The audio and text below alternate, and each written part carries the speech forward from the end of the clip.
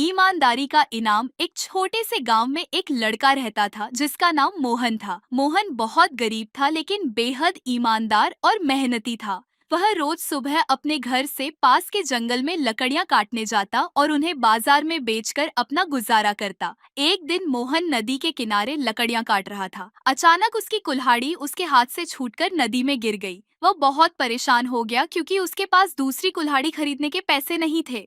मोहन नदी के पास बैठकर रोने लगा। तभी नदी से एक जलपरी निकली और बोली, बेटा तुम क्यों रो रहे हो? मोहन ने पूरी ईमानदारी से अपनी समस्या बताई। जलपरी ने कहा, चिंता मत करो, मैं तुम्हारी कुल्हाड़ी ढूंढ देती हूँ। जलपरी नदी में डूबी और सोने की एक चमचमाती कुल्हाड़ी लेकर आई। उसने मोहन से पूछा, क्या यह तुम्हारी कुल्हाड़ी है? मोहन ने तुरंत कहा, नहीं, यह मेरी नहीं है। फिर जलपरी ने चांदी की कुल्हाड़ी निकाली और पूछा, क्या यह तुम्हारी कुल्हाड़ी है?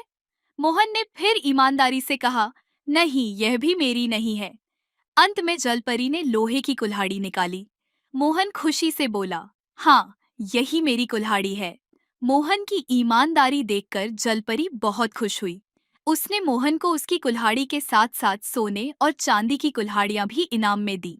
दोस्तों, इस कहानी से हमें यह शिक्षा मिलती है कि ईमानदारी सबसे बड़ा गुण है। चाहे परिस्थितियां कितनी भी कठिन क्यों न हो, हमें हमेशा सच्चाई का साथ देना चाहिए।